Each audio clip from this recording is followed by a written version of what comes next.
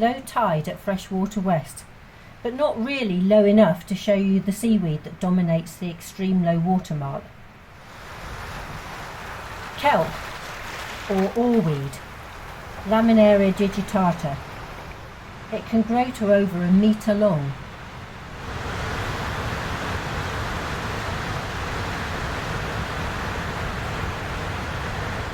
This is some brown seaweed called sawrack or Fucus serratus. It's got a hold fast here, quite a thick tough stipe, and here you can see the little saw-toothed edges. There's a lot of red seaweed on these lower shore rocks. This is quite a common one that you might find in lots of rocky shores around Pembrokeshire. It's called Mastercarpus stellatus, and it's a red seaweed,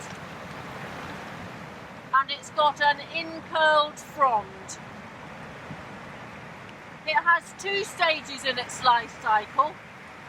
This blacky red covering on the rock is also a stage in the life cycle of these fronds. This is Osmundia pinnatifida, or pepperdols.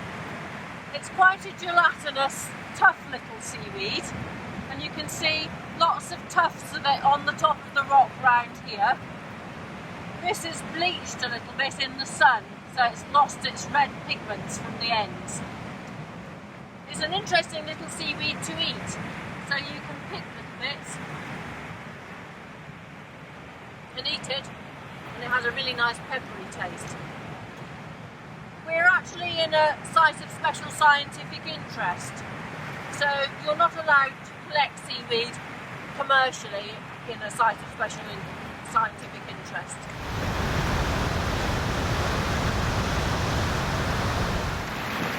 We've got a lot of green seaweed here. It's very tolerant of the sand scour that we get at Freshwater West. Here it is on this sand-covered rock. This is an ulva species, and there's lots of different ulva species, or sea lettuces. And this one is long ribbons and folded over, and is probably ulva intestinalis. But to be sure of the species of these, you need to use a microscope.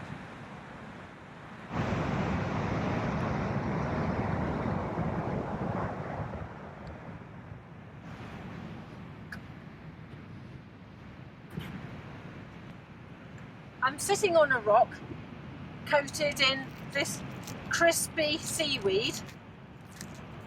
Can you hear it crackling as it comes off the rock?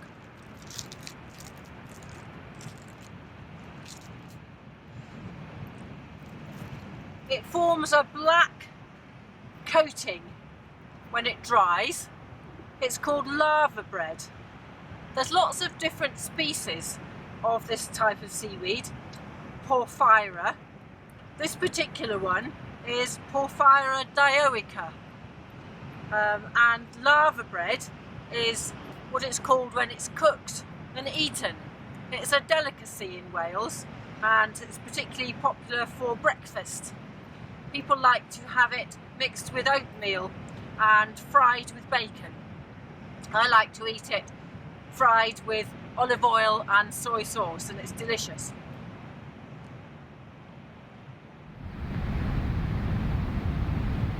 When the tide covers the Porphyra again, it becomes beautifully soft and silky to the touch. Can you see it shimmering in the sunshine?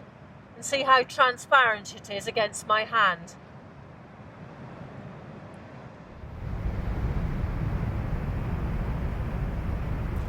We're further up the shore now, in the middle shore, and we've got a different kind of brown seaweed.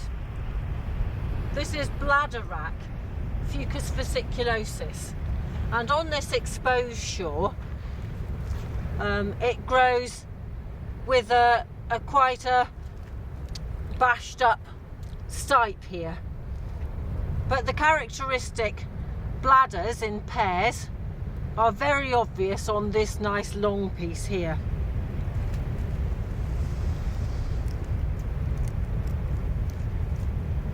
Look at these paired bladders, and here and here. And then if you go along to the end of the frond, you can see the new bladders just being formed for this year, and the reproductive structures here, which are soft and jelly-like.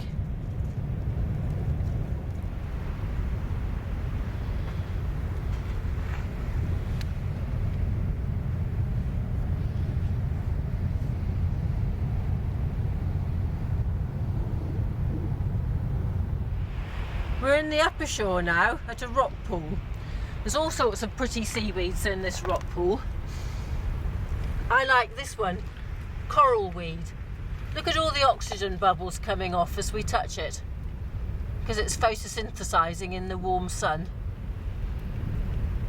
The coral weed, Corallina officinalis, is a beautiful pinky colour, and it's got little white tips of new growth on the ends. It secretes calcium, which makes it hard and tough to touch. We've also got some lovely Ulva lactuca in this pool. Sea lettuce. See the little holes? Sea lettuce usually has little holes like that. I'm going to show you a non-native seaweed now. There's a lot of it in these pools in the upper shore here.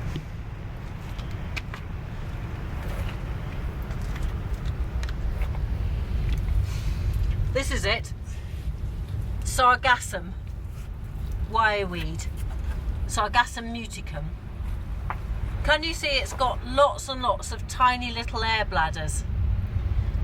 That means that if it's broken off, it's easily carried long distances in the currents.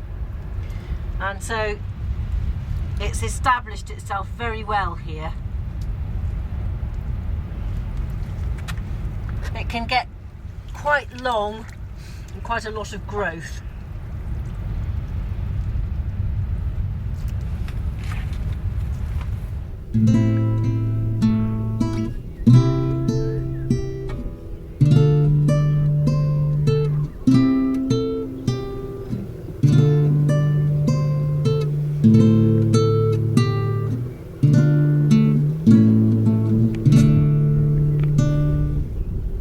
We're now on a sheltered shore.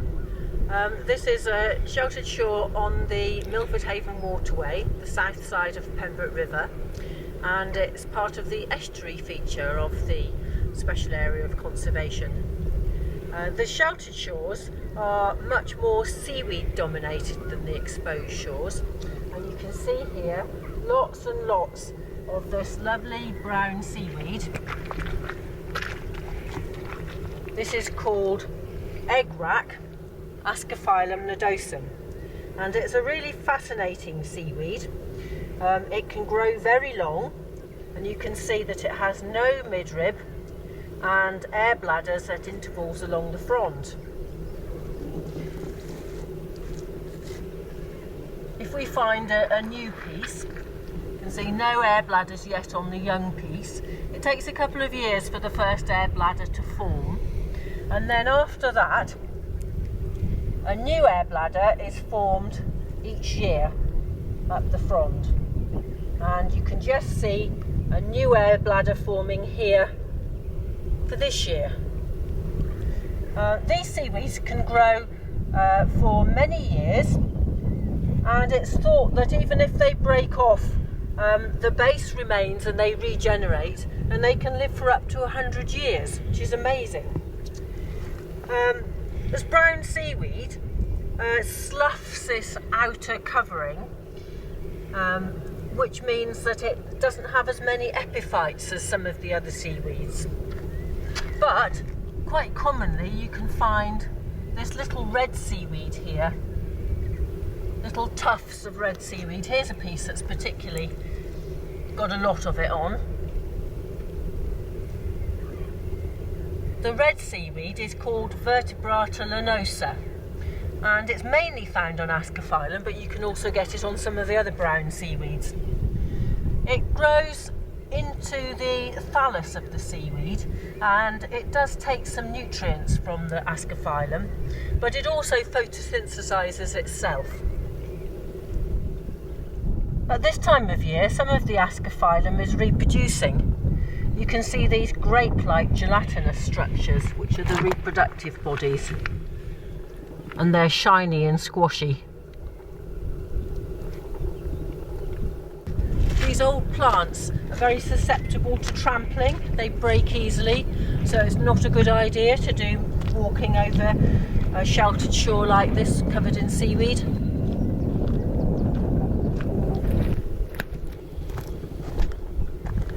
We've come up the shore now through a zone of Fucus fasciculosus that we saw on the sheltered shore yesterday, and there's some interesting seaweed here that is more typical of the sheltered shore. This is Fucus spiralis. It doesn't have proper air bladders, but it has little blisters along its frond, sausage-shaped blisters. And if you look at the way it's lying, it's twisted or spiraled. So that's a good twist there. Some of this is twisted around, and a twist there. It's looking quite dry now because the tide has been out for several hours. So these upper shore species have to cope for being out of the water for a long period of time.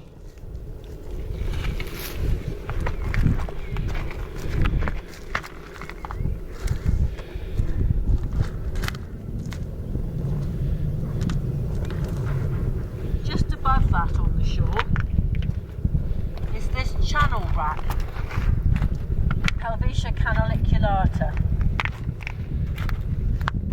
It's quite a small brown seaweed,